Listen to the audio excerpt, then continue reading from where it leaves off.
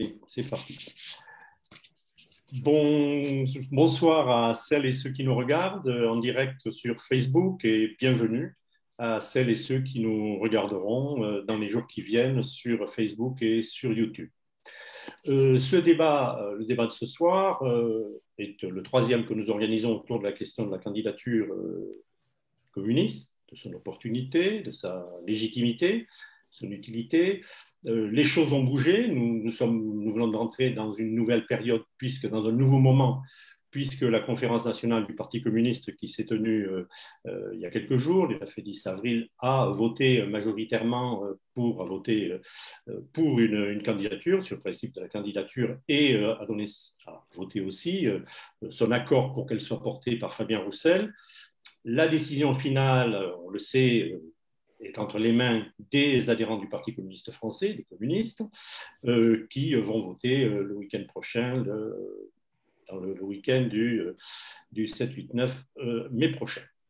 Si la décision finale, la décision définitive en quelque sorte, est entre les mains des communistes, dans le dernier ressort, en fait, la présence ou non d'une candidature communiste et d'un candidat communiste, en l'occurrence Fabien Roussel, elle a des conséquences beaucoup plus larges. Elle concerne la vie politique nationale, la vie politique du pays. Sa présence ou non modifie la nature du débat qui s'est engagé à travers les questions électorales, mais qui va durer maintenant pendant un an et qui va être une campagne très, très politique, on le voit bien, avec des conséquences dont nous ne savons pas ce qui va se passer d'ici là, ou même au moment des élections, mais en tous les cas, dont nous mesurons que la gravité du moment dans lequel nous sommes, avec la crise du Covid et avec les différents éléments, les différentes composantes aujourd'hui, les différents rapports de force politique, montrent que c'est ce moment-là, l'élection elle-même, mais à partir de cette élection, tout ce qui, dans l'année qui arrive, va être mis en mouvement, va être un élément déterminant et dans le traitement des urgences liées à la crise et ses conséquences sociales, et aussi dans la construction d'une issue politique qui réponde aux questions qui se posent au pays et au peuple, à notre peuple, comme on dit traditionnellement, en tous les cas, aux femmes et aux hommes de notre pays. Si nous avons choisi cette fois le thème de la remobilisation de l'électorat populaire, c'est le thème qui est le fil rouge des débats, c'est parce que ça nous paraît une question tout à fait essentielle, une question centrale, puisque c'est à partir de cette question-là, de cette remobilisation de l'électorat populaire, et à l'intérieur de cet électorat, les abstentionnistes aussi, mais pas seulement, ceux qui sont amenés à voter, c'est que c'est à travers cette mobilisation que peuvent être déjoués les scénarios écrits, scénario qu'on nous annonce comme fatal, comme inévitable. La question de battre Macron et de faire reculer Marine Le Pen et d'ouvrir une nouvelle dynamique politique. C'est donc de cette mobilisation de l'électorat populaire, dans sa capacité à intervenir, à mesurer aussi l'enjeu des élections, que se joue et l'élection et la politique amenée après cette élection, ou autour de cette élection, et que donc qui pose la question de la candidature communiste. Quel peut être l'apport, quel doit être l'apport d'une candidature communiste pour contribuer à cette remobilisation de l'électorat populaire et pour redonner confiance, comme nous le disons, et ce sera donc le sujet de notre discussion, de ce débat que nous mettons, qui s'ouvre maintenant avec, autour de cette table virtuelle, Anne Baudonne. Bonjour Anne, qui est adjointe au maire du 20e arrondissement du Paris, enseignante, je crois, enseignante. André Chassaigne. Bonjour André, député du Puy-de-Dôme, et Stéphanie Dupérou. Bonjour Stéphanie, qui est secrétaire départementale, récente secrétaire départementale du Parti communiste, de la Fédération du Parti communiste de Maine-et-Loire. Bonjour à vous trois et à vous tous qui nous regardez. N'hésitez pas à intervenir dans le débat sur Facebook avec vos questions, vos remarques. Le débat est aussi, nous vous invitons aussi à participer à ce débat. Pour lancer notre échange, donc, je vais poser une question à chacune et chacun d'entre vous, à laquelle je vous demande une réponse lapidaire, c'est pour lancer notre discussion. Comment caractérisez-vous en un mot, un bref commentaire, le climat social aujourd'hui? Stéphanie, à toi la parole. Bonjour à toutes et tous. Euh, Moi, je dirais bouillonnant. Voilà. Bon. En ce moment, on voit les mouvements sociaux, la culture, la santé, enfin, l'industrie, partout. On sent que ça bouillonne, mais que ça a du mal à prendre forme encore, mais c'est bouillonnant. Voilà. Merci. Euh, Anne? Alors, bonsoir à toutes et tous. Moi, je prendrais en fait deux autres adjectifs, à la fois déprimé et chaud. Donc, qui rejoindrait sans doute un peu oxymorique et qui rejoindrait la pensée de Stéphanie. Déprimé parce que effectivement toute la situation sanitaire en fait engendre la peur, la crainte de l'autre, provoque l'isolement des individus et souvent une forme de repli, alors que nous sommes des êtres sociaux, donc nous avons besoin d'interagir. Donc il y a beaucoup de déprime, voire de dépression chez pas mal de personnes. Et donc, ça, c'est un des adjectifs, déprimé, mais aussi chaud, parce qu'effectivement, malgré tout, tout ce qui se passe et malgré les difficultés et l'isolement qu'a provoqué cette crise sanitaire, en fait, on voit que la colère, elle est toujours là, malgré tout. Qu'il y a beaucoup de mouvements, de luttes, de grèves, de manifestations qui s'organisent. Puis après un premier temps de sidération au printemps dernier, finalement, néanmoins, la colère s'organise avec même les outils nouveaux qu'on ne maîtrisait pas. On finit par maintenant en être presque familier. Et donc c'est assez chaud et ça augure peut-être d'un beau 1er mai. Voilà. André, alors. Alors moi, mon cœur balance entre deux images. La première, c'est ce que j'appelle la mèche lente sur un bâton de dynamite. Mais une mèche que certains voudraient couper ou dériver vers d'autres sujets que les sujets sociaux. Et c'est ce qui se passe aujourd'hui, c'est la politique gouvernementale. Donc une mèche lente sur un bâton de dynamite, parce que je pense qu'aujourd'hui, on est à la veille d'une crise sociale extrêmement forte, avec des suppressions d'emplois qui vont se multiplier, avec aussi les conséquences de la réforme des allocations chômage, avec une pauvreté qui se développe extrêmement importante. Ça, c'est ma première image. La deuxième image, mais qui rejoint les interventions précédentes d'Anne et de Stéphanie, c'est l'image de la cocotte minute, en quelque sorte. C'est l'image de la cocotte minute, on sent que les choses peuvent exploser, mais on ouvre de temps en temps, il y a un petit souffle qui sort, on essaie là aussi de faire en sorte qu'on lâche un peu la soupape, hein, mais je suis persuadé que la mèche lente arrivera jusqu'au bâton de dynamite. Merci de la réaction. Je vous propose de tout de suite poser la question de l'articulation avec la candidature communiste, même si je crois que ce sera très important de vous relancer sur la situation nouvelle. C'est-à-dire, on vient de dire là à chaud comment la question sociale est en train de remonter. Et que ça, c'est un élément absolument déterminant et décisif pour nous, d'être justement en relation avec ce que chacun d'entre vous a dit, la cocotte, les déprimes, les envies d'en découdre, ce qui se manifeste. Mais peut-être tout de suite alors une première réaction en quelque sorte sur la relation que vous faites avec la nécessité, l'utilité, la pertinence d'une candidature communiste. On reviendra sur la nature du moment dans lequel nous sommes avec la crise et ses perspectives. Voilà. Alors, Anne, je te propose de tout de suite réagir à comment tu sens comment tu vois l'articulation entre ce qu'on vient de dire et ce qu'il y a dans le fond avec la candidature communiste, la pertinence de la candidature communiste. Voilà. Merci. Alors, moi, je vais parler du point de vue donc, que j'ai, qui est peut-être différent de Stéphanie et d'André. Moi, c'est un positionnement assez local. Hein. Je suis nouvellement élue et donc j'ai dans le 20e arrondissement, du coup, ce sont des préoccupations très locales dont je vais parler.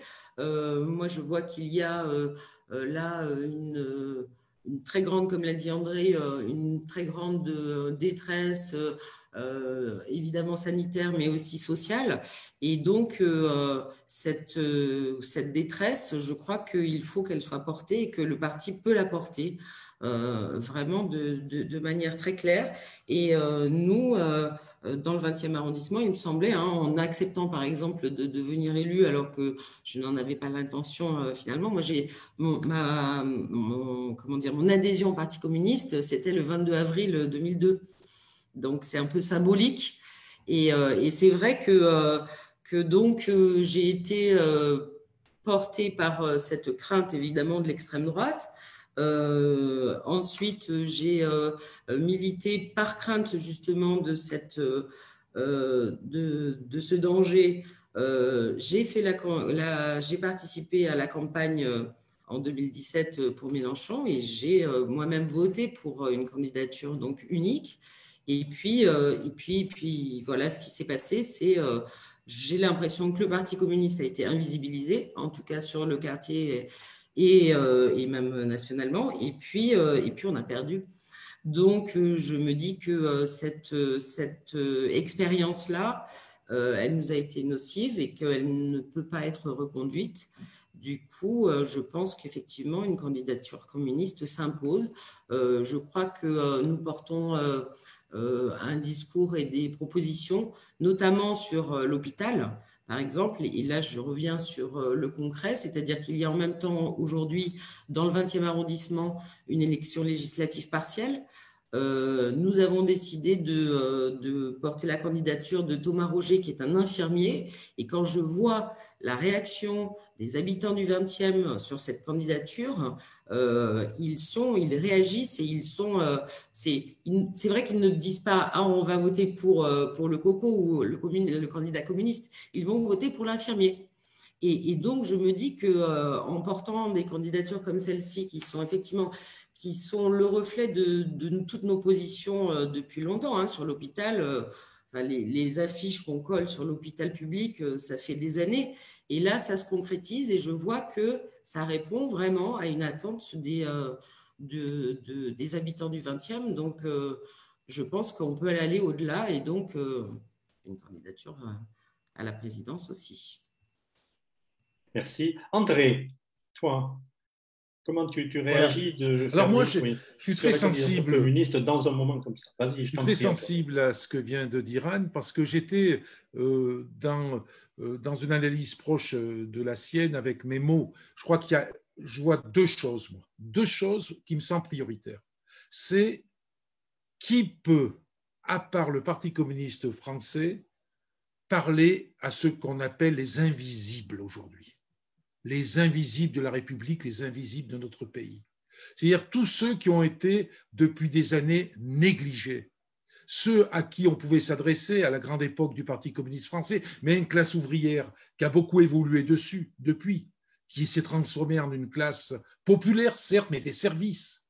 Et ça, avec une frange très importante de la population qui considèrent qu'ils sont abandonnés de la politique parce que ceux qui les représentent sont pour l'essentiel des intellectuels, des gens venus de classe moyenne plus, comme on dit. Il n'y a quasiment pas de députés ouvriers, par exemple, à l'Assemblée nationale. Et cette parole-là, qui devrait être celle des questions sociales depuis plusieurs années, a été occultée par des paroles qui sont des paroles liées aux questions sociétales, essentiellement.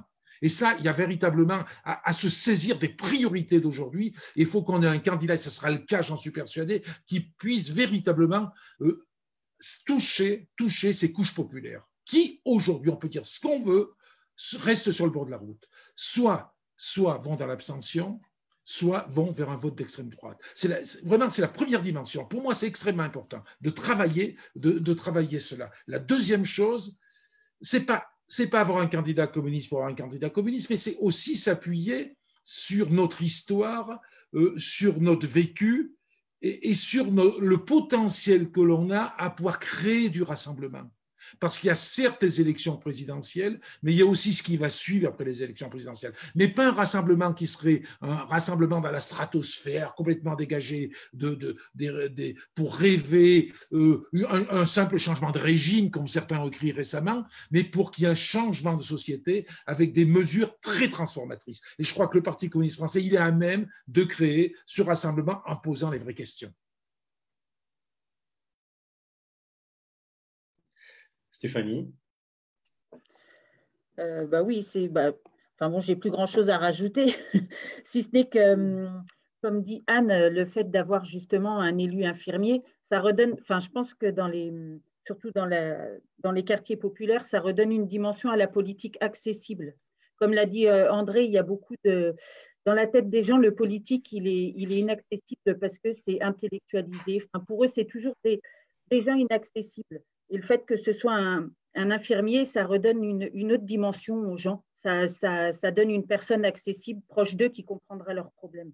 Je pense qu'il faut qu'on retourne vers ça. Et il y a aussi que l'importance d'une candidature communiste. Et Fabien, déjà, aborde très bien le sujet justement sur l'argent. Parce qu'en ce moment, moi, quand je discute avec les gens, j'habite dans un quartier populaire. La grande question en ce moment, les gens ont peur de dire, ils se disent qui va payer. Parce qu'en ce moment, l'État débloque plein de sous pour le Covid, pour aider les entreprises, les commerces et tout le monde se dit, mais qui va payer la crise, ça va être encore nous. Et je pense que nous, on a intérêt justement à montrer que de l'argent, il y en a. Il n'y a jamais eu autant d'argent en ce moment. Ça fait des années et des années qu'on nous dit c'est la crise, sauf que c'est la crise pour une certaine classe sociale. Parce que les riches, ils sont de plus en plus riches. Et je pense qu'on a intérêt justement de montrer aux gens que de l'argent, il y en a et que si on le mobilise autrement, qu'aller chercher dans les paradis fiscaux, remettre l'ISF, qu'avec tout cet argent-là, ce ne sera pas nous qui paierons la crise, mais ceux qui ont l'argent. Donc, voilà.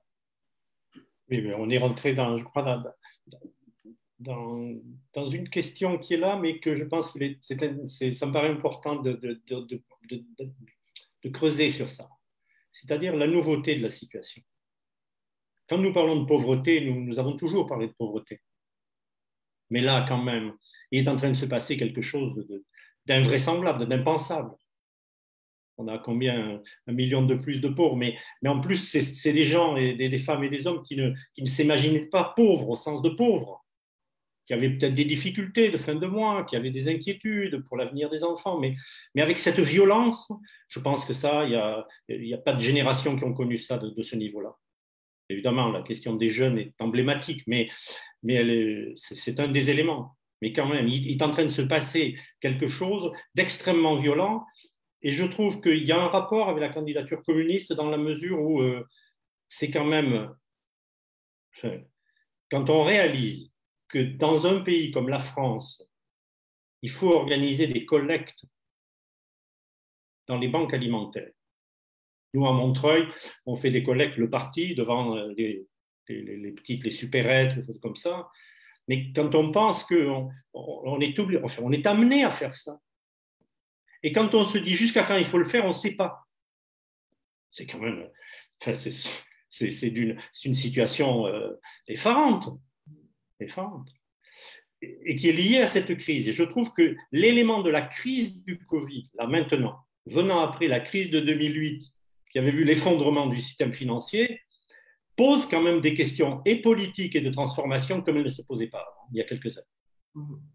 Et de ce point de vue, ceux qui veulent refaire en 2022-2017, il y a beaucoup de raisons politiques à penser que ce n'est pas la bonne solution pour les communistes, mais ça, c'est une chose, ça nous concerne nous. Mais qu'il faille aujourd'hui trouver des réponses qui soient aujourd'hui à la hauteur de ce qui est posé, je pense que ça, c'est une question qui est posée à tout le monde, à toutes les forces politiques, mais aussi, je crois qu'il est en train de se passer quelque chose dans les têtes et que ce que vous avez dit, ce que nous ressentons sur cette résurgence de la question sociale comme une question centrale, elle se fait y compris dans des conditions qui ne sont pas celles d'il y a quelques années.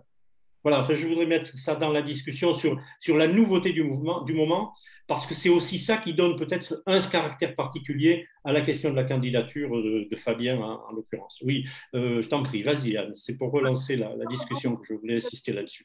Sur la collecte, ça me semble très important parce que toujours d'un point de vue vraiment en tout cas à Paris, comment dire, les communistes participent pleinement à ces collectes, mais parce qu'ils s'organisent et nous savons nous organiser pour cela. Donc sur la section, il y a une collecte qui dure et qui est assez impressionnante, alors même qu'on est dans un quartier populaire. Il y a justement, et c'est pour ça peut-être aussi un troisième mot par rapport à la première question que tu nous posais, c'est le solidaire aussi. C'est que je trouve que la situation actuelle montre à quel point les gens peuvent à la fois déprimés, en colère, mais aussi solidaires. Et le Parti communiste, en tout cas là chez nous, j'ai deux exemples. Donc la collecte qui se passe depuis le début, enfin depuis, je ne sais pas, depuis le mois de septembre, je crois, dernier, toutes les semaines, et toutes les semaines, nous avons autant de dons. Et nous sommes en lien avec des associations, parce que nous ne faisons que récolter, et ensuite une autre association à la Flèche d'Or, pour ne pas la nommer, se débrouille pour ensuite redistribuer. Mais aussi, et je voudrais justement saluer un camarade du 5e arrondissement sur les étudiants, parce que moi, la question de l'éducation m'intéresse beaucoup, et des camarades du 5e, notamment Vincent Govelet, organisent depuis un bon moment aussi, et c'est assez impressionnant le nombre, je crois que c'est 750 repas qu'ils distribuent tous les jours. Enfin, c'est assez impressionnant. Et donc, nous sommes là aussi. Nous sommes présents dans le quotidien des gens.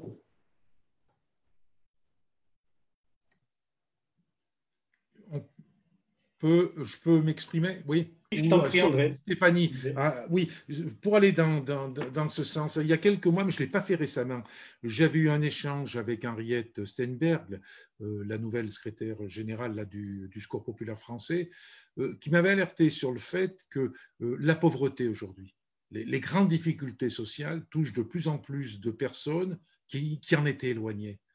Qui, justement, parce qu'elles ne sont pas salariées ou plus salariées, c'est les petits boulots, c'est les auto-entrepreneurs, c'est des artisans. Elle me disait qu'il y avait véritablement des couches nouvelles qui s'adressaient, qui venaient au Secours populaire français, et ça montre qu'on est dans une société qui est en plein délitement en quelque sorte, et que cet ultralibéralisme pousse vers la misère beaucoup. Ça, c'est la première chose. La deuxième chose que je voulais dire, c'est ça veut dire aussi qu'il n'y a pas de petits combats.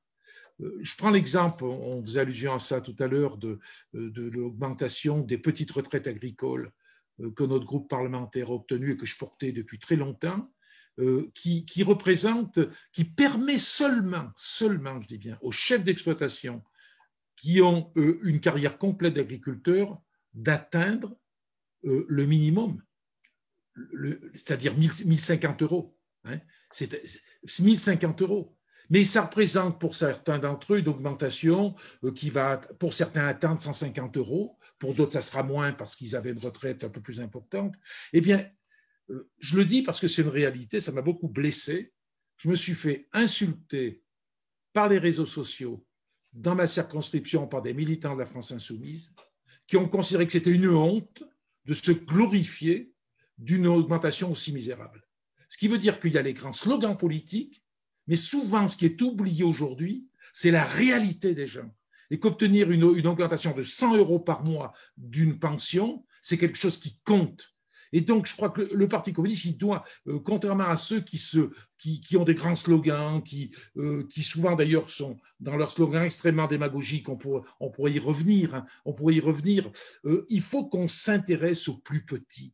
Il faut qu'on s'intéresse à ceux qui sont le plus en difficulté. Il faut qu'on retrouve la voie qui était la nôtre.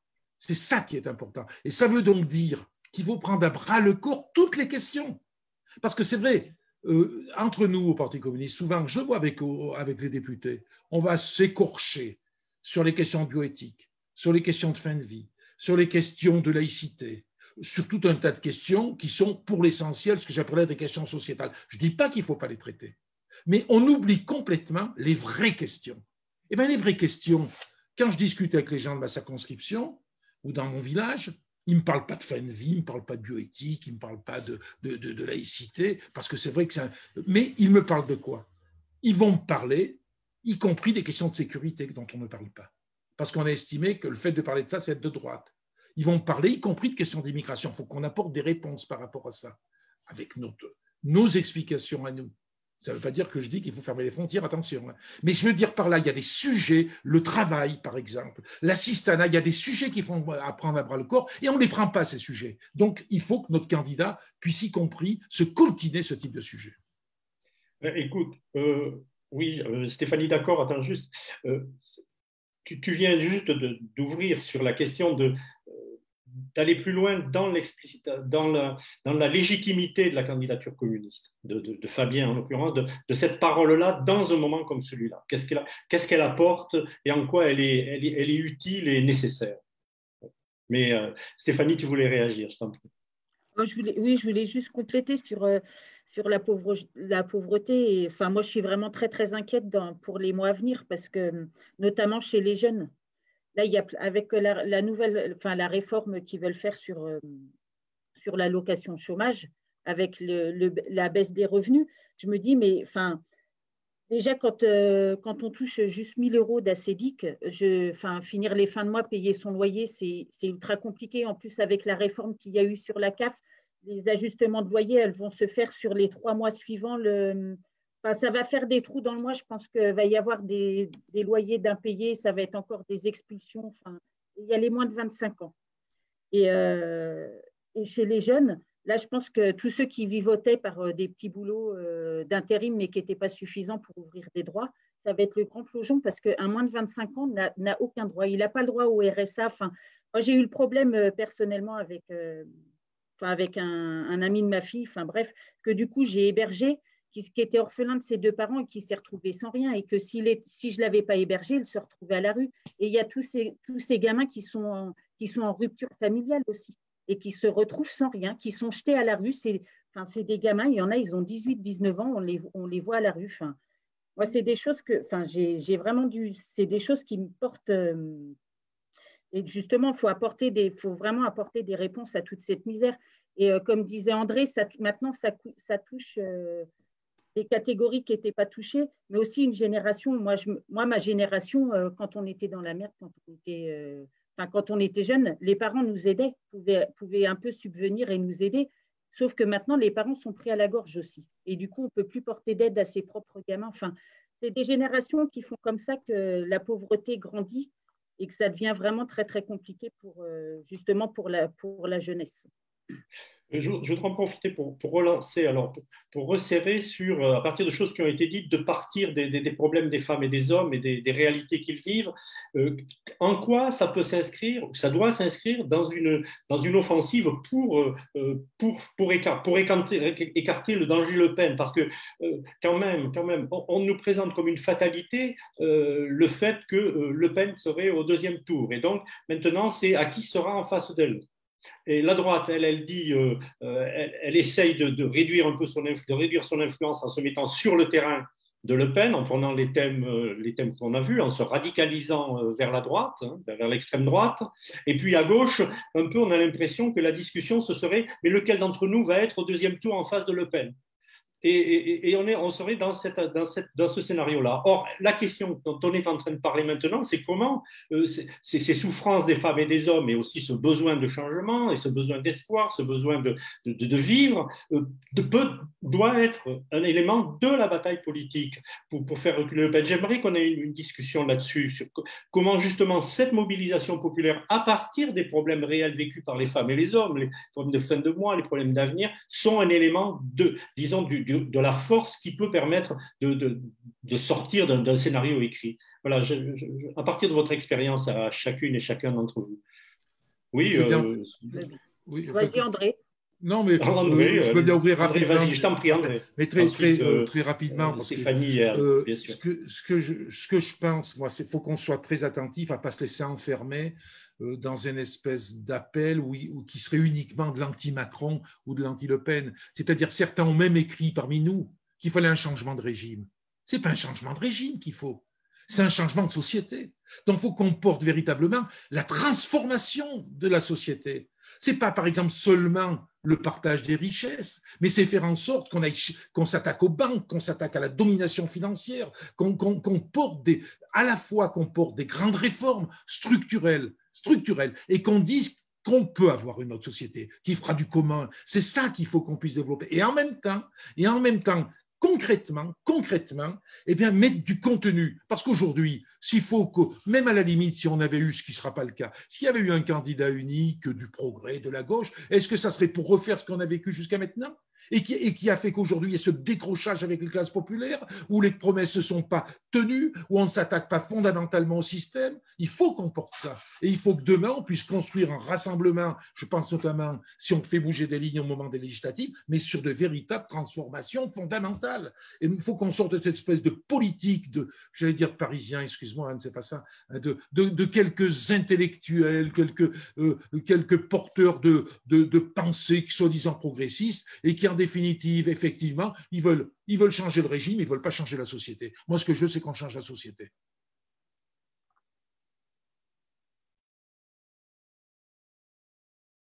Anne ou Stéphanie, ça va, comme vous voulez. Oui, bah, je veux bien. Et Anne après, d'accord ? Oui, moi, ce que je voulais rajouter, c'est que avec la peur de Marine Le Pen, bien sûr qu'elle est là, qu'on en a tous conscience. Mais d'ailleurs, ce matin, j'écoutais d'une oreille, j'avais la télé qui était allumée, et elle a parlé justement des problèmes, de la misère et tout en France. Et qu'est-ce qu'elle a mis en face de ces mots-là ? Elle a parlé que d'une chose: les migrants, les réfugiés. Et ce que nous, justement, on doit porter dans notre discours, c'est que la pauvreté des gens, la misère, c'est pas à cause des migrants ou des réfugiés, c'est à cause du capital qui lui garde les sous et qu'on ne redistribue pas les richesses. Elle est là, la pauvreté. Hein. Je pense que c'est un discours aussi qu'il faut qu'on porte. Et je pense que sur notre politique aussi, on a intérêt à reposer les marqueurs entre droite et gauche. Je pense que ça, c'est important aussi.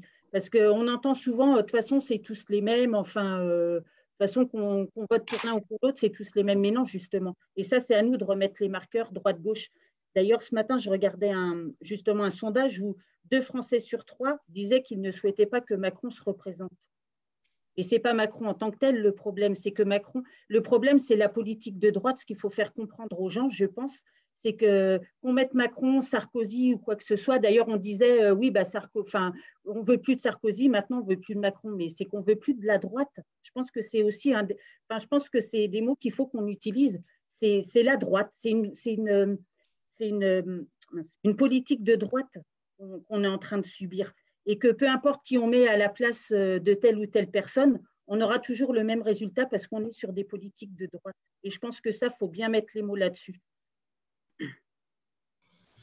Alors, oui, moi, En plus, si tu peux continuer, dis ce que tu veux, mais je pense que l'idée de redonner des repères forts, droite-gauche, etc., sont aussi un élément de la bataille. Mais je t'en prie, vas-y, Anne. Oui, bah, tout à fait, je voulais rebondir là-dessus. C'est vrai que depuis quelques années, et moi je suis enseignante de français, donc j'y suis sensible, il y a une manipulation du vocabulaire, même une perversion du vocabulaire. Hein.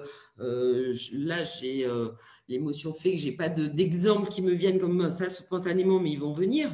Je suis scandalisée à chaque fois par la perversion de ce vocabulaire qui du coup, fait perdre effectivement les grandes boussoles, la boussole qui nous permet de voir vraiment ce qui est à gauche et ce qui est à droite.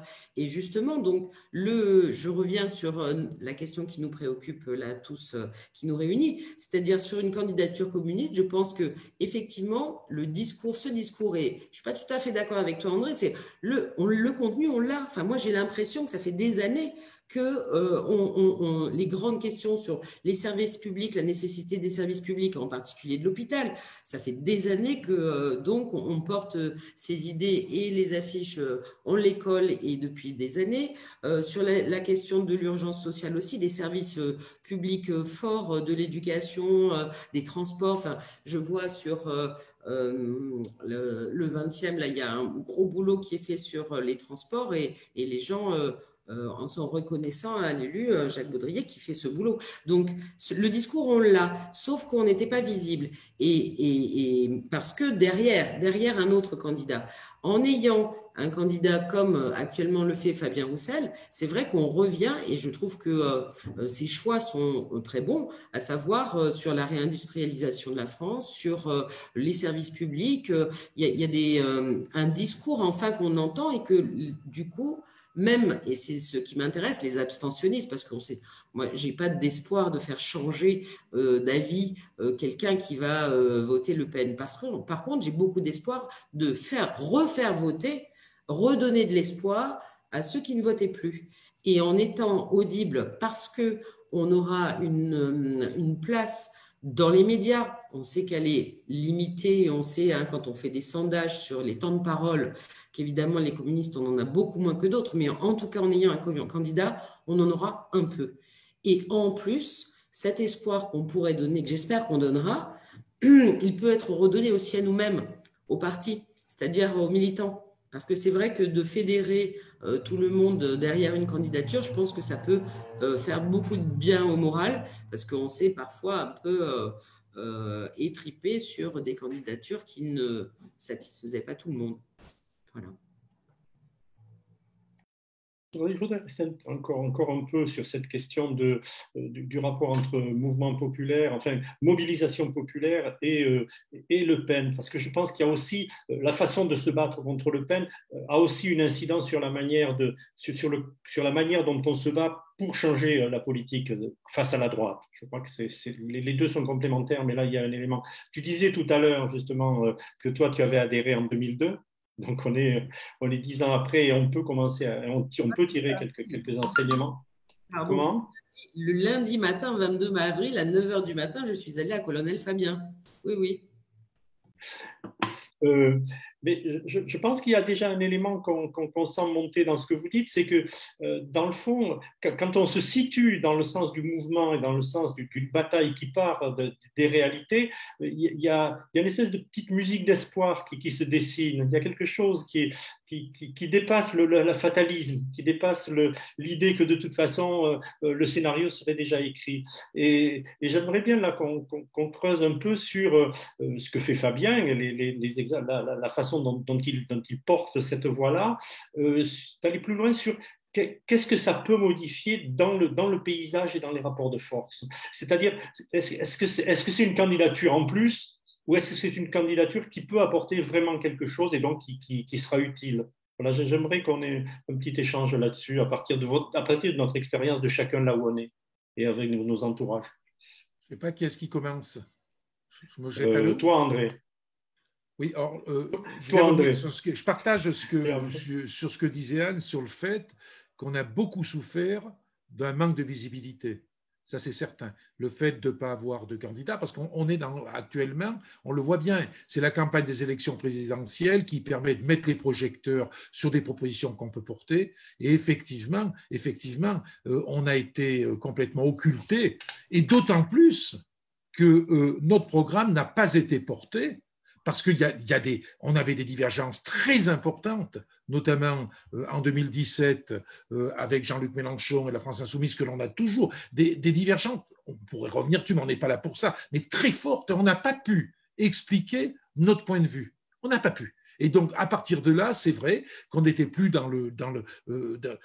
on n'était plus audible parce qu'on avait fermé la fenêtre. En plus de ça, on est aujourd'hui dans une société où beaucoup de choses se font par les réseaux sociaux, tout ça, et la campagne des élections présidentielles permet aussi de créer des liens. Moi, je vois quand on fait une intervention à l'Assemblée nationale, les députés communistes, une bonne intervention, ça nous arrive, et ben on arrivera par exemple à avoir 15 000 vues, ce qui est rien. Alors qu'un député, n'importe lequel, soit d'En Marche, parce qu'ils ont les réseaux, soit la France Insoumise, eh ben, ils vont faire des centaines de milliers de vues. Parce qu'ils sont créés un réseau, notamment des élections présidentielles, que nous, on a passé la première chose. La deuxième chose, cependant, et là, je voudrais nuancer ce que disait Anne, il ne faut pas qu'on soit d'accord sur tout, je pense quand même que c'est vrai qu'on a porté tout ça, la lutte pour l'hôpital, les transports collectifs, on a porté tout ça. Mais il y a quand même une question qu'on peut se poser, qui est, à un certain moment, on n'imprimait pas. C'est-à-dire qu'on avait des difficultés pour imprimer notre politique. Alors, ça venait aussi du fait qu'on disait tout à l'heure qu'on était peu visible, mais quand même, je crois qu'on n'a pas su, mais quand je dis ça, hein, je n'ai pas la solution, encore une fois, hein, mais on n'a pas su apparaître, être véritablement ceux qui défendent les couches les plus populaires. C'est-à-dire peut-être on est resté dans des slogans, avec des propositions très justes en plus, hein, réfléchies, on a des gens formidables au sein du Parti communiste français, hein, et il y a les militants qui font leur job et tout ça, mais pourquoi on n'imprime pas ou on n'imprimait pas? Il faut aussi qu'on se pose cette question. Je pense que Fabien, tel qu'il a attaqué la campagne, je le vois bien avec ses passages au niveau des médias, je crois que quelque chose est en train de bouger. Indéniablement, quelque chose est en train de bouger. Parce qu'il porte un discours qui est peut-être moins intellectualisé, mais qui imprime davantage. Alors bien sûr, il suffit, maintenant il faut y donner toute sa dimension, et peut-être ce qui manque, qui va apparaître, c'est montrer cette perspective d'une société nouvelle. C'est ce qu'on n'arrive pas toujours à faire. On a des propositions, il faut aussi qu'on arrive à faire, j'allais dire faire rêver, le mot est peut-être pas juste, mais montrer que nous, on pense qu'il peut y avoir une société qui soit différente de celle que l'on vit. Ce n'est pas seulement de l'adaptation qu'on veut, c'est vraiment montrer qu'il y a un autre monde possible. Tu voulais, Stéphanie, tu voulais réagir? Non? Non, on va. Il y a une chose par rapport à ce qu'on disait tout à l'heure, dans le précédent débat qu'on a mené avec Christian Piquet. Christian avait attiré notre attention en disant qu'on n'avait pas suffisamment dans les radars le fait que quand il y a un mouvement social, quand il y a des luttes, Le Pen n'y est pas. Et que donc c'est un élément politique. C'est un élément politique que les mobilisations, la mise au cœur du social et des luttes pour le social, c'est aussi ce qui permet de construire un rapport de force politique et qui permet de redonner confiance. Dans ce cadre-là, j'aimerais bien qu'on creuse un peu sur en quoi la candidature de Fabien Roussel, la candidature communiste, est portée aujourd'hui par Fabien, mais tu as déjà amorcé quelque chose, peut contribuer à donner un lien, à faire un lien, non pas un débouché, mais à faire un lien, à incarner quelque chose qui s'articule avec les luttes, avec les luttes sociales et avec les préoccupations sociales. Parce qu'après, est-ce que ça participe aussi d'une sorte de responsabilité de cette candidature? J'ajouterai juste une chose par rapport à ce que tu as dit tout à l'heure par rapport aux médias, c'est qu'il y a déjà un premier effet de la conférence nationale, quelle que soit ensuite la décision des communistes, du vote des communistes, en tous les cas, il y a déjà un premier effet, c'est que Fabien Roussel a été invité plusieurs fois maintenant, plus systématiquement, et qu'on vient de réapparaître dans les sondages avec la candidature. Je pense que ça, c'est des éléments qui rentrent aussi dans le débat, dans notre réflexion. Mais cette articulation entre la candidature, en l'occurrence là avec ce que fait Fabien, et le mouvement, en fait, ce que vous avez dit tout à fait au début, ce que nous sentons du point de vue du social, je pense que ça c'est un élément intéressant parce que c'est aussi un élément qui nous permet de penser à quel type de campagne il faut avoir et qu'est-ce qu'il faut porter dans cette campagne, lui comme candidat et aussi tout ce que ça pourra avoir comme influence sur les militants et beaucoup plus largement. Voilà, qui veut rentrer dans ce débat-là, ou dans cette réflexion-là.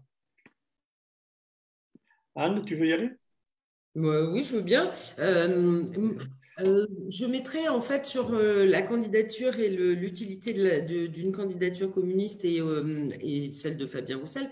Je la mettrai en parallèle avec justement ce qui s'est passé, enfin j'essaierai de l'analyser avec le passé, c'est-à-dire 2017 a vraiment été une fracture justement avec ce vocabulaire qui permettait d'invisibiliser ce qu'est la droite et la gauche. Et là, je retrouve ce que disait Stéphanie, c'est-à-dire qu'on a voulu planir tous les discours, les rendre identiques ou presque identiques, et donc a perdu les gens dans les repères qu'on doit avoir pour pouvoir justement se positionner. Et en fait, c'est un échec. Enfin, il faut le dire, il y a énormément de mécontentement aujourd'hui.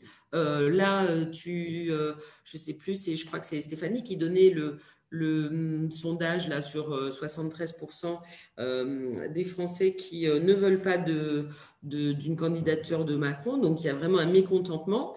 Mais ce qui a permis de remettre peut-être justement de redonner un vrai sens à quelles sont les grandes valeurs que porte la gauche, et en particulier avec une candidature aussi qui n'est pas parisienne, et ça je tiens à le dire face à ce que me disait tout à l'heure André, à savoir Fabien Roussel est un candidat qui n'est pas parisien.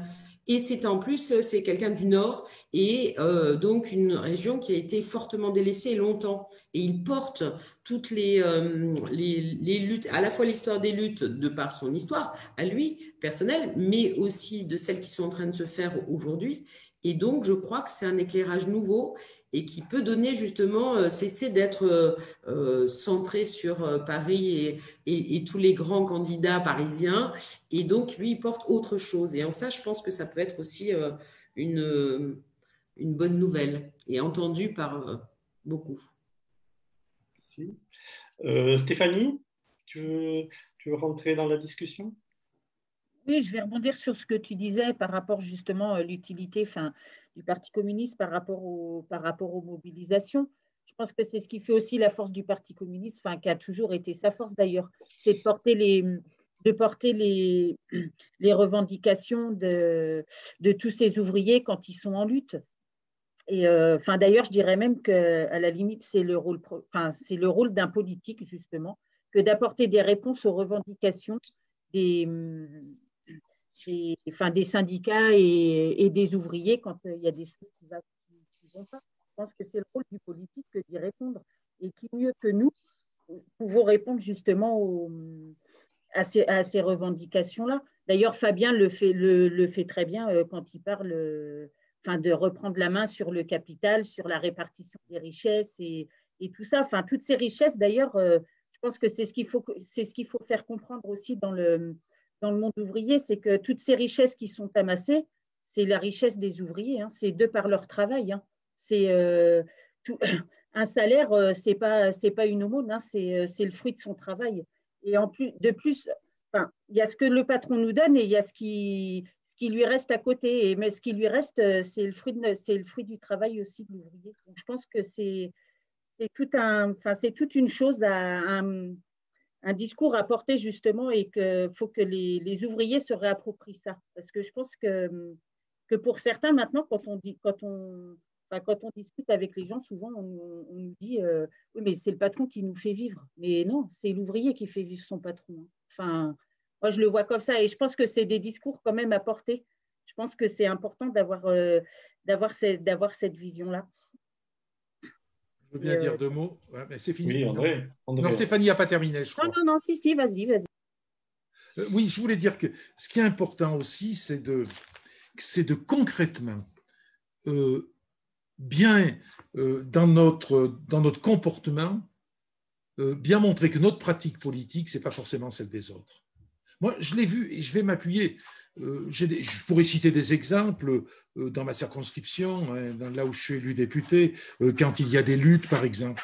J'ai constaté que certains, quand ils vont auprès des salariés, auprès des travailleurs, notamment auprès des travailleurs en lutte, ils vont monter sur une table, ils feront un grand discours avec de grandes paroles, et puis ils s'en vont. Je crois que la pratique politique des communistes est différente. Et elle l'est déjà, mais je crois qu'il faut amplifier. Mais elle l'est déjà. Je sais que ça, c'est dans les fibres, en particulier de Fabien, dans sa conception de la politique et de la pratique politique. C'est faire en sorte que nous, l'objectif, c'est peut-être de monter sur une table, effectivement, pour dire les grands enjeux, mais c'est surtout de s'asseoir autour d'une table. Parce que c'est dans la réflexion, dans les échanges, sur les luttes qui sont conduites, sur les alternatives, y compris des alternatives locales, mais en mettant le doigt sur les grands changements de société qu'on arrivera à être entendu. Et je crois que c'est ça. Beaucoup Ils considèrent que la politique, c'est uniquement du grand discours, des grands slogans.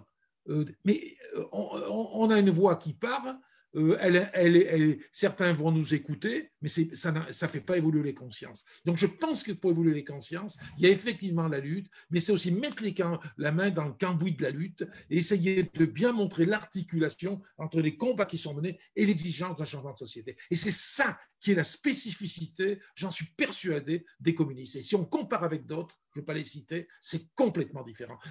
Moi, je le vois dans les domaines agricoles, qui sont des domaines que je suis de très près, où je ne reste pas dans le slogan, j'essaie de voir avec des propositions précises, discuter, co-élaborer, en tenant compte des réalités. Je le vois dans le domaine de l'énergie, c'est la même chose, on ne peut pas rester dans les slogans. On ne va pas faire croire, par exemple, qu'on va remplacer les centrales nucléaires par des moulins producteurs d'électricité ou par des moteurs qu'on mettrait dans l'eau, en considérant que ça va transformer remplacer l'énergie nucléaire. Actuellement, il y a un abus de grands slogans qui sont complètement coupés de la réalité. Donc, il faut être sur le concret et il faut qu'on soit sérieux dans nos propositions. C'est ça qui fera notre force. En même temps, je trouve que tu es un de ceux qui, dans le parti, a porté très, très fort et très tôt la question écologique, en plus. C'est pour ça que je le dis tout de suite, pour que tu puisses t'expliquer sur cette question-là, parce qu'en plus, tu as une image de quelqu'un, en fait, tu n'as pas simplement une image. Juste, je voulais faire deux, trois remarques. D'abord, la première, c'est qu'on est dans un moment où tout ne se passe pas dans la rue. Il y a énormément de choses qui se passent dans les consciences.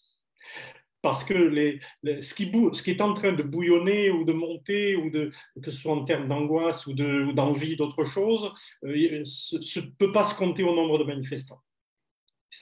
Et ça, la droite et la bourgeoisie le sait. Elle sait qu'il y a quelque chose. Quand on voit le niveau du rejet de Macron dans les sondages, avec une remarque, c'est que là où le rejet est le plus fort contre Macron, c'est et dans l'électorat Le Pen et dans l'électorat, disons, qui était celui de Mélenchon. C'est l'électorat qui est celui aussi qui nous regarde sans doute avec le plus d'intérêt. Et ça, pourquoi je dis ça? C'est parce que la manière de s'adresser aux femmes et aux hommes réels à partir de leurs problèmes est une voie aussi pour se dégager de l'étau du scénario écrit. Mais ça fait un lien avec ce que tu disais tout à l'heure, enfin ce que tu as dit, je pense qu'il est extrêmement important, c'est sur la manière de faire de la politique. On la trouvera dans la manière dont on s'articule aux revendications et non pas en essayant de faire rentrer un programme au chausse-pied, mais en partant de ce que les femmes et les hommes d'aujourd'hui, il y a un tel rejet, il y a une accumulation de frustration et de déception que les programmes apparaissent complètement extérieurs, s'ils ne sont pas. Mais ils doivent être construits, disons, les grands axes de ce que doit être une nouvelle politique, elle se construit à partir de ce que les femmes et les hommes aujourd'hui vivent et attendent. Et je pense que ça, il peut y avoir une originalité communiste, et en espérant qu'on ne soit pas les seuls, dans tous les cas, dans le rapport à la politique. Et je trouve qu'il y a quelque chose qui est très, très significatif de ce point de vue. C'est comment on résout le problème du deuxième tour, ou par en haut, en essayant de trouver quelqu'un qui, enfin, nous sauvera, etc. Ou bien est-ce qu'on le fait à partir des femmes et des hommes réels, dans leur engagement, à travers leur vécu, dans l'énergie qu'ils trouvent, dans le collectif, dans la réflexion, dans la solidarité, et qui, elle, alors, sera en capacité et de poser les grandes priorités de ce que doit être une nouvelle politique, et en même temps de faire reculer les idées réactionnaires ou les dévoiements par l'extrême droite, ou bien, y compris, une alternative qui pourrait venir de la droite avec des alliés d'attente. Je crois. Mais ça, c'est très lié à la manière de faire de la politique, c'est-à-dire de la faire, d'être des femmes et des hommes qui sont en phase avec ce qui se passe dans la société, en étant en quelque sorte disponibles. Je trouve qu'on est dans un moment où la question politique, elle nous est posée d'une manière quasiment inédite. Parce que nous ne savons pas ce qui va se passer. Personne ne sait ce qui va se passer cet automne. Ce qu'on sait, c'est qu'on risque d'avoir un automne extrêmement violent socialement, et avec des problèmes de faillite de petites entreprises, quand s'arrêteront les aides, et du point de vue politique lui-même, au printemps 2022, je crois que personne ne sait exactement ce qui se fera. Donc, ce qui nous est demandé, c'est une disponibilité, en quelque sorte, mais maintenant, pour faire de cette envie, de ce besoin de changement, une force. Et ça, c'est un lien, je crois, très profond avec la manière de faire de la politique. De ce point de vue, peut-être on pourrait rentrer un peu dans ce qu'on attendrait, dans ce qu'on attend, dans ce nous on attend, ou ce qu'on veut faire avec une candidature communiste dans ce moment-là, comme on l'a dit, dans l'esprit qu'on a dit là, peut-être chacun à partir de son expérience. Tu disais tout à l'heure, André, mais ça a été dit de différentes manières, que ce que nous voulons aussi, c'est projeter quelque chose. Mais quand, par exemple, Fabien Roussel porte cette question du vaccin comme bien commun, il porte à la fois l'urgence quotidienne, je dirais, de la proximité ultime, puisque c'est la proximité intime de la maladie, de le soigner tout de suite à côté de soi, et dans une vision qui est une vision justement d'un changement des rapports de force avec le droit, etc. Et je pense que pour toutes les questions, il faut arriver à partir de ce qu'on crée, de projeter sur ce qu'on peut faire si on crée des rapports de force, si les femmes et les hommes s'engagent, s'ils prennent leurs affaires en main. Voilà, je voudrais soumettre ça à notre discussion maintenant. Parce que nous avons besoin effectivement de parler de la France, de parler du monde, de parler de ce que nous voulons, de ce dont notre pays a besoin, de ce dont nous avons besoin. Peut-être je voudrais que vous réagissiez peut-être à cette réflexion-là.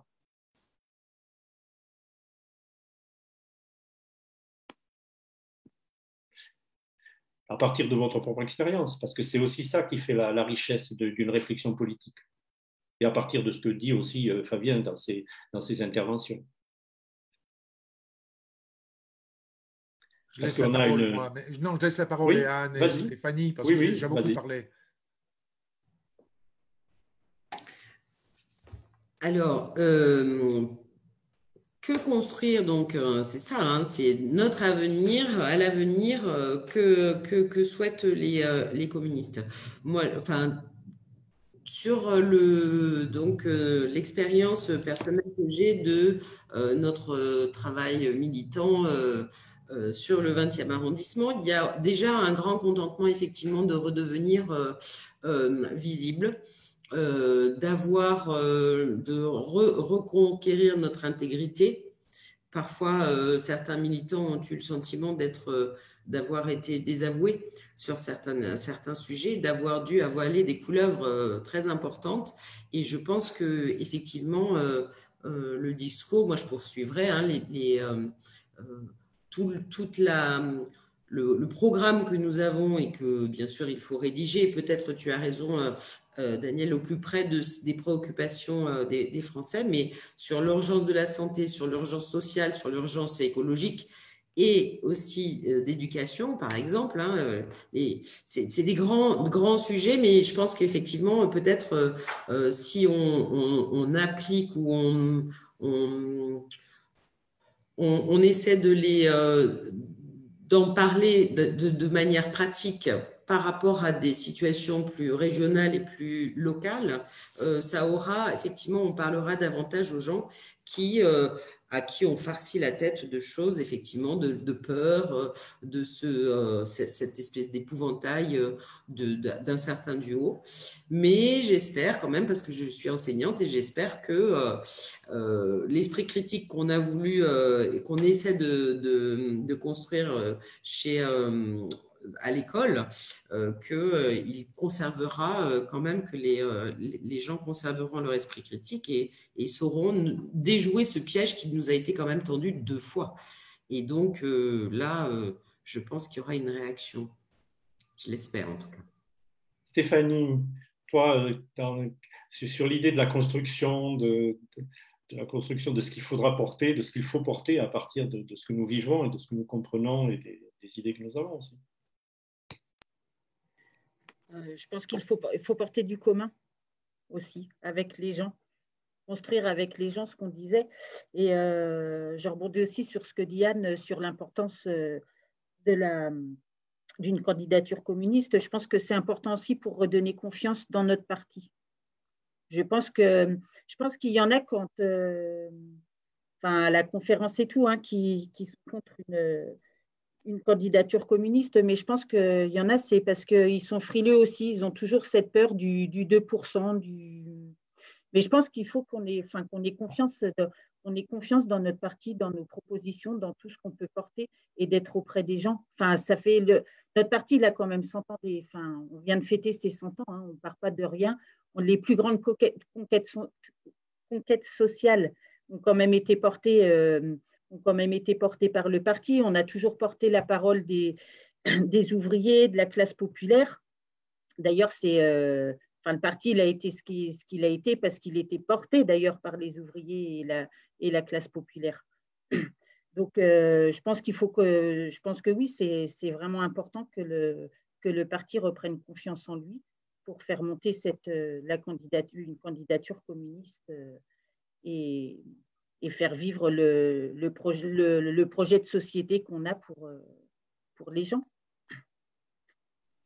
Dans le sens de ce que tu viens de dire, j'ai reçu un SMS de quelqu'un qui est en train de regarder et qui me disait avec Yann Brossard, on a eu une magnifique campagne et pourtant les européennes, c'est pas un enjeu c'est pas un enjeu qui apparaît comme pour le quotidien des gens, mais finalement, il y a eu un enjeu de société qui a été posé et qui a été bien vécu, enfin qui a donné une visibilité à des idées, à une façon de faire de la politique. Et finalement, est-ce que c'est aussi un exemple pour légitimer, à partir de ce que fait Fabien, de ce que fait passer comme visibilité d'une manière de faire de la politique et d'idées, de ce que fait Fabien aussi. On vient de vivre aussi un exemple d'une campagne où s'est affirmée aussi une visibilité ouverte et une visibilité rassembleuse.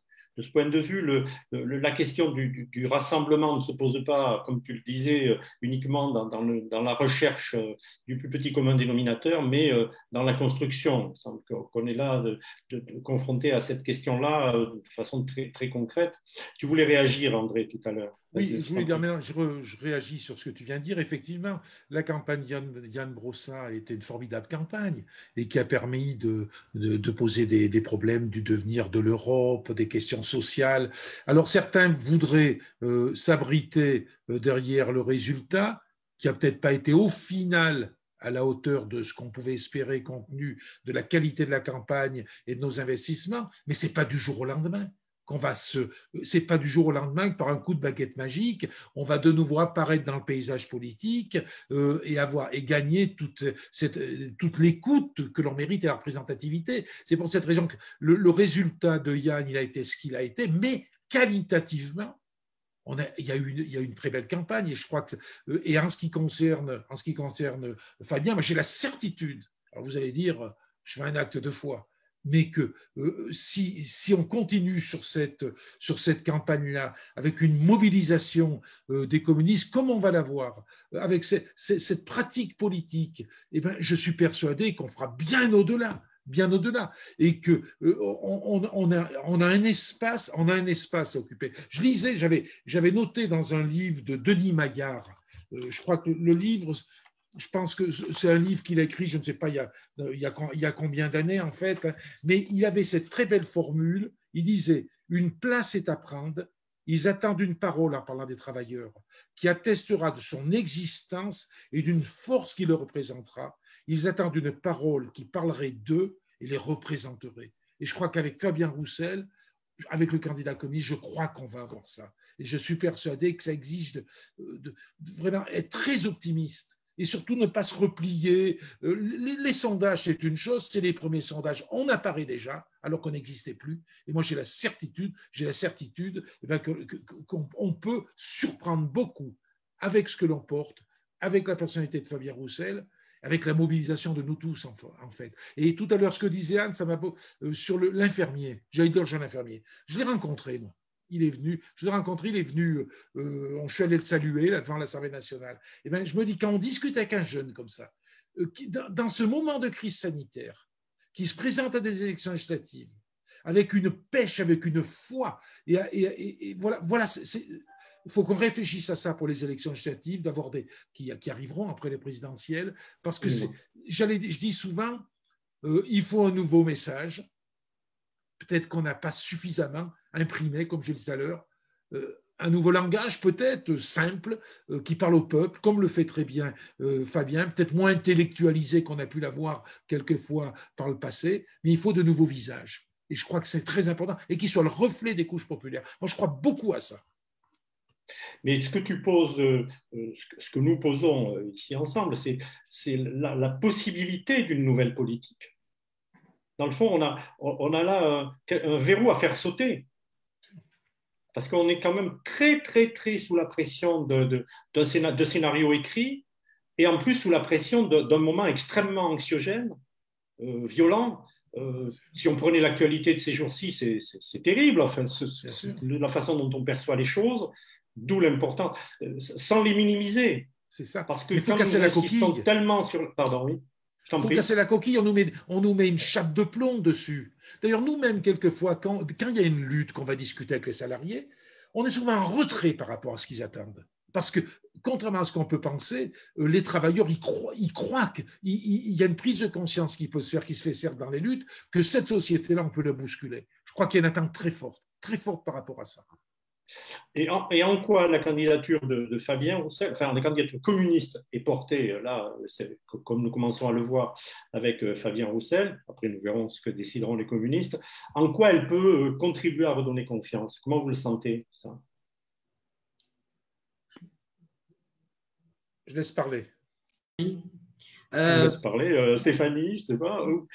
On en a déjà, Oui. abordé un petit peu le sujet. On a donné de nombreuses raisons qui permettent d'ouvrir, enfin d'engager en fait une campagne qui soit revigorante, parce que justement portée par un candidat qui n'est pas parisien, par un candidat qui parle justement des réalités d'une région dont on parle assez peu, le Nord, qui donc passe assez bien effectivement à la télévision, qui a de l'humour, ça n'est pas inutile, hein, c'est même, ça plaît plutôt, et donc de réaction et plutôt positive. Après, moi, je voudrais aussi en parler un peu des législatives, c'est-à-dire que je crois que d'abord, il ne se pose pas ce candidat potentiel comme effectivement une figure absolue, mais laisse de la place aux autres. Et puis envisager la suite, c'est-à-dire que je crois que cette situation avec toutes les attaques qui sont faites, là, la dernière sur la réforme encore, par exemple, de projet Hercule ou la réforme de l'assurance chômage, on voit que le gouvernement de Macron continue néanmoins à attaquer, et s'il peut le faire, alors même que dans les sondages lui sont défavorables, c'est parce qu'il a une majorité à l'Assemblée nationale. Et donc, il faut absolument qu'effectivement, on travaille sur... parce qu'on le sait bien, on n'a pas trop... Enfin, à part certaines exceptions, pas trop le culte de la personnalité. Et donc, je pense qu'il y a un travail global à faire sur et la présidentielle, mais aussi la législative qui vient juste après. Et effectivement, j'espère bien que donc notre candidat Thomas Roger dans le 20e sera une première qui permettra d'aller dans ce sens-là. Faire élire des jeunes, des nouveaux, qui, c'est vrai, ont peut-être pas le même discours, mais qui en tout cas parlent aux jeunes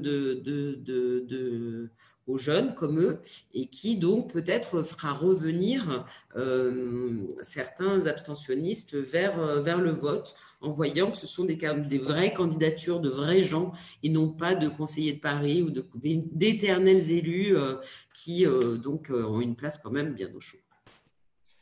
André, en quoi cette campagne, la campagne elle-même de la présidentielle, la campagne qui va jusqu'à 2022, est un élément aussi décisif pour la constitution d'une nouvelle majorité après les élections, les majorités parlementaires? Je pense que d'abord, la campagne que Fabien va conduire va s'intéresser à ce que j'appelle les choses de la vie déjà. C'est-à-dire concrètement les difficultés qui sont les difficultés qui traversent non seulement les couches populaires, mais aussi notre territoire, avec des territoires qui sont abandonnés, avec effectivement les questions telles que celles de l'industrialisation qui ne sont pas posées. Et ce qu'il y a d'intéressant, tu l'as dit tout à l'heure avec le vaccin, on touche, quand on met le doigt sur un problème tel que celui-ci, on touche bien sûr à l'industrialisation, on touche à une forme de souveraineté nationale, mais on touche aussi à la solidarité internationale. J'ai un exemple, vous savez, vous avez écouté parler de ce qui se passe en Inde. Manque de bouteilles d'oxygène, manque d'oxygène. Il y a des gens qui meurent, qui attendent devant les hôpitaux parce qu'il n'y a pas d'oxygène, alors qu'ils ont besoin d'oxygène pour survivre. On a fermé l'an dernier, à Clermont-Ferrand, une usine qui fabriquait les bouteilles d'oxygène, Luxfer, pour des raisons de rentabilité financière. Et à l'époque, on a dit, ces bouteilles d'oxygène, non seulement on en aura besoin en France, mais on en aura besoin aussi à l'étranger. Voilà le résultat aujourd'hui. C'est-à-dire que le libéralisme, c'est une honte. C'est une honte par rapport à ce qui se passe dans le monde. Et donc, il faut qu'on fasse le lien toujours entre les grandes questions qui sont les questions, aujourd'hui, il y a les questions sanitaires, il y a les questions de la santé, mais il y a les questions de relocalisation de production. Il faut qu'on fasse le lien en disant qu'il y a des mesures structurantes à prendre et qu'en marge, en vue des législatives, pour aller sur ce terrain-là, je pense qu'on peut, durant la campagne présidentielle, mettre le doigt sur les grandes questions et commencer à ouvrir véritablement les grands enjeux qui pourraient, je l'espère, arriver à des engagements partagés et qui permettraient de contrebalancer au niveau de l'Assemblée nationale notamment, un président ou une présidente qui serait ultralibéral ou qui serait vers un régime autoritaire. D'ailleurs, que ce soit l'un ou l'autre, ça peut être ça. Hein. Et donc, je crois que c'est très important. La campagne des présidentielles doit nous permettre et aussi d'avoir des liens sur le terrain, mais aussi d'échanger avec les autres forces politiques, avec les progressistes, mais sur des choses concrètes. Pas uniquement sur des bonhommes, sur des choses concrètes, et comme ça, commencer à construire une forme de charte d'engagement partagé qui pourrait ouvrir la voie au niveau des législatives.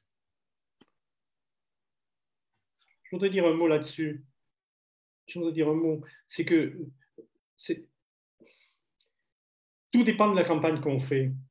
Et si Fabien fait une campagne et après, elle circulera dans le pays, cette campagne, parce qu'il y aura les militants, mais il y aura aussi ceux qui sont intéressés, il y aura ceux qui reprendront des idées. C'est ça qui fera bouger aussi les choses. C'est aussi une campagne qui permet de discuter avec les autres sur qu'est-ce qu'on fait après. Ce qu'on fait après se dessine maintenant. La manière dont on traite les urgences dessine déjà des choix pour après. C'est vrai pour la droite, c'est vrai pour les conservateurs, c'est vrai pour les libéraux, mais c'est vrai aussi pour nous. Et pour ceux qui veulent que ça change. Et là, les communistes, la candidature communiste n'est pas une candidature identitaire, une candidature de repli pour nous. C'est une candidature qui doit contribuer et à mettre la politique entre les mains des femmes et des hommes, du maximum de gens, et de contribuer comme ça aussi à la discussion avec d'autres forces pour qu'est-ce qu'on fera, qu'est-ce qu'on fait après. Je crois que là, il y a une forme de campagne aussi qui peut être une campagne, qui doit être une campagne qui vise aussi à rassembler pour une autre politique, à la fois dans la dimension populaire et aussi dans la dimension politique. Je crois que c'est aussi un des enjeux qui se joue. Et de ce point de vue, l'absence d'une candidature communiste serait un manque. Ce ne serait pas un plus. Ça ne se faciliterait pas les choses. Le candidat communiste doit être et sera, il le montre déjà, un acteur de la construction commune, comme peut l'être d'ailleurs au niveau régional ou au niveau départemental, à travers des choses concrètes. Et c'est aussi comme ça déjà qu'il faut rentrer la manière de faire sauter les verrous et de faire sauter les scénarios écrits. Et de contribuer, et ce sera peut-être les derniers mots que je vous demanderai, alors de faire un dernier commentaire sur cette idée de redonner confiance. On l'a dit, redonner confiance et aux communistes, s'il y en a besoin pour mener les campagnes, et redonner confiance aux femmes et aux hommes de notre pays. Il nous reste 2 minutes. Vous avez chacun 1 minute pour... 1 minute et demie pour réagir à ce que vous voulez dire alors qu'on arrive à la fin de ce débat, de cette discussion.